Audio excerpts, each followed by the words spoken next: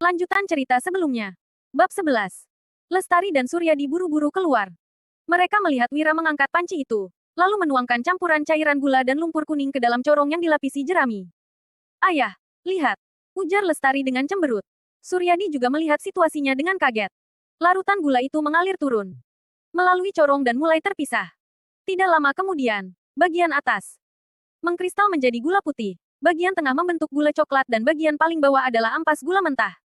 Gula coklat dan gula putih. Seru Lestari dengan terkejut. Harga gula mentah paling murah, 100 gabak per setengah kilo, sedangkan harga gula coklat 300 gabak per setengah kilo. Di pasar, belum ada yang menjual gula putih. Perbandingan warna lapisan gula itu adalah 50% gula putih, 30% gula coklat dan 20% ampas gula mentah. Dengan perbandingan seperti itu, gula coklat yang didapat sudah dapat menutupi modal gula mentah. Sementara penjualan gula putih sudah benar-benar murni keuntungan. Suryadi, Hasan, Danu dan Sony sangat kaget. Mereka tidak mengerti kenapa gulanya bisa berubah menjadi begitu. Dodi langsung bertanya, Kak Wira, kenapa cairan lumpur kuning yang digabungkan dengan cairan gula mentah bisa jadi gula putih dan gula coklat? Semua orang sangat penasaran. Wira pun menjelaskan dengan sederhana, di dalam gula mentah, ada kotoran dan pigmen. Cairan lumpur kuning bisa mengaborsi kotoran dan pigmen itu sehingga muncul gula putih dan gula coklat. Produksi gula di kerajaan Nuala masih belum sempurna. Gula yang dipakai mereka adalah gula mentah yang didapatkan dari tebu. Ada juga sebagian kecil orang yang menggunakan abu kayu atau putih telur bebek untuk membuat gula coklat. Cara menggunakan lumpur kuning untuk memurnikan gula baru ditemukan di zaman berikutnya. Wira memiliki gelar doktor di bidang kimia. Jadi, dia tahu jelas mengenai prinsip-prinsip yang terlibat dalam proses tingkat rendah ini. Pigmen, kotoran, mengaborsi. Tidak ada orang yang mengerti apa yang dikatakan Wira. Wira mengambil sedikit gula putih itu, lalu berkata, coba cicip.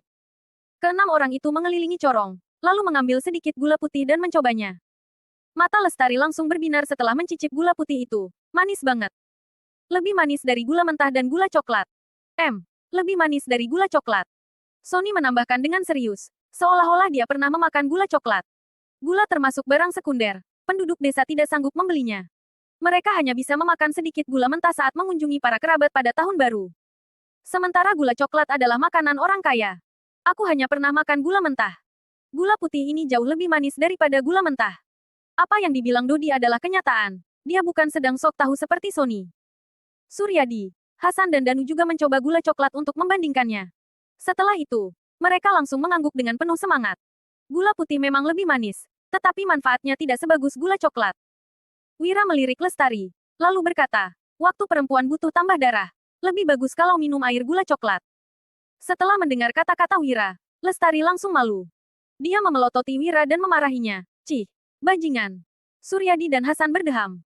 Sementara Danu, Dodi dan Sony hanya melongo.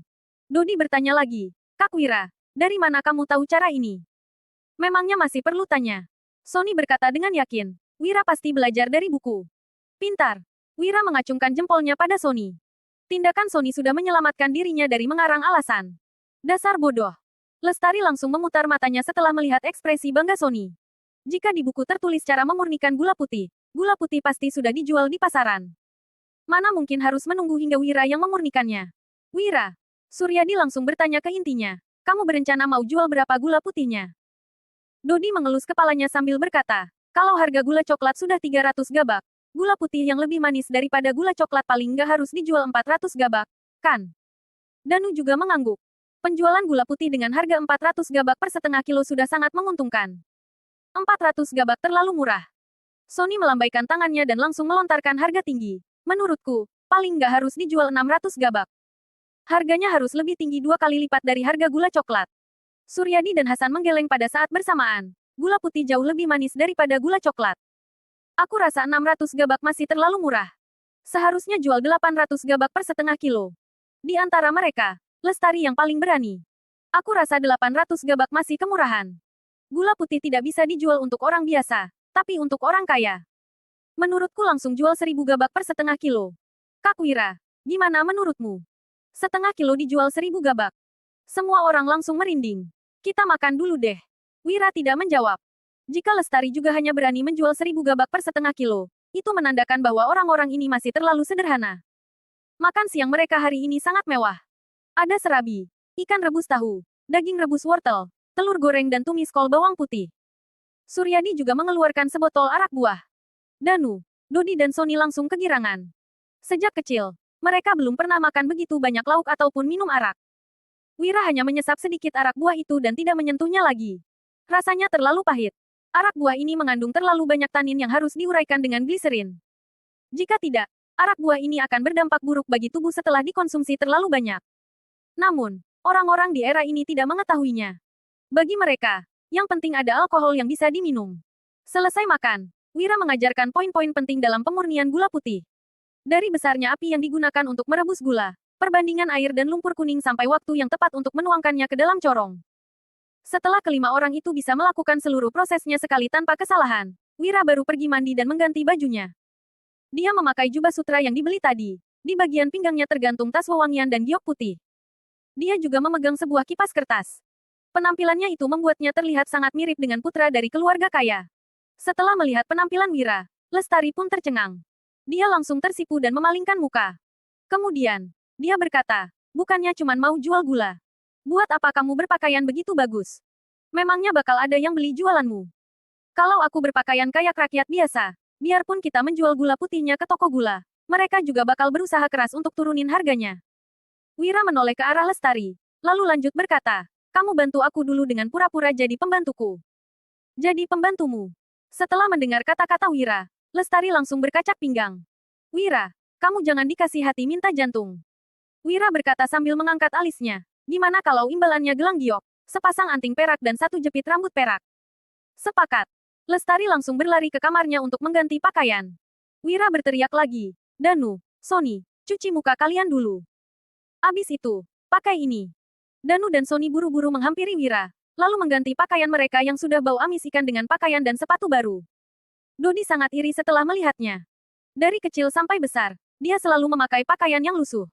Dia belum pernah sekalipun memakai pakaian sebagus yang dipakai Danu dan Sony sekarang. Sony yang pertama kali memakai pakaian sebagus itu juga sangat senang. Dia pun mulai berjalan dengan penuh percaya diri. Sementara Danu juga terlihat bergaya.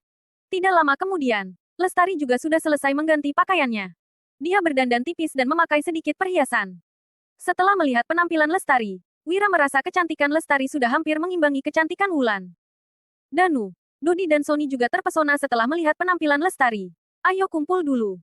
Aku mau kasih tahu dulu apa yang harus kita lakukan nanti. Saat Wira menjelaskan rencananya, Danu, Sony dan Lestari pun melontarkan pertanyaan sesekali. Tidak lama kemudian, Suryadi, Hasan dan Dodi sudah selesai memurnikan semua gula mentah. Gula mentah sebanyak 25 kilo menghasilkan sekitar 12,5 kg gula putih, 7,5 kg gula coklat dan 5 kg ampas gula. Kedua kotak cendana yang mereka beli sebelumnya digunakan untuk mengisi 10 kg gula putih yang akan dijual di pasar timur. 1,5 kg gula putih dan 2,5 kg gula coklat diberikan kepada Suryadi. Sisanya akan Wira bawa pulang ke dusun. Ketujuh orang itu dibagi menjadi dua kelompok untuk pergi ke pasar timur. Pasar timur sangat besar. Selain menjual ikan, daging, sayuran, hasil pertanian dan minyak, ada juga toko yang menjual makanan kering, makanan laut serta makanan manis. Wira memberikan 10.000 gabak kepada Suryadi, lalu menyuruhnya membawa Hasan dan Dodi pergi membeli barang yang diperlukan. Setelah menyewa sebuah kereta kuda, Wira dan Lestari duduk di dalam kereta. Danu mengendarai kereta, sedangkan Sony berjalan mengikuti kereta di samping. Mereka semua sangat gugup tetapi juga bersemangat.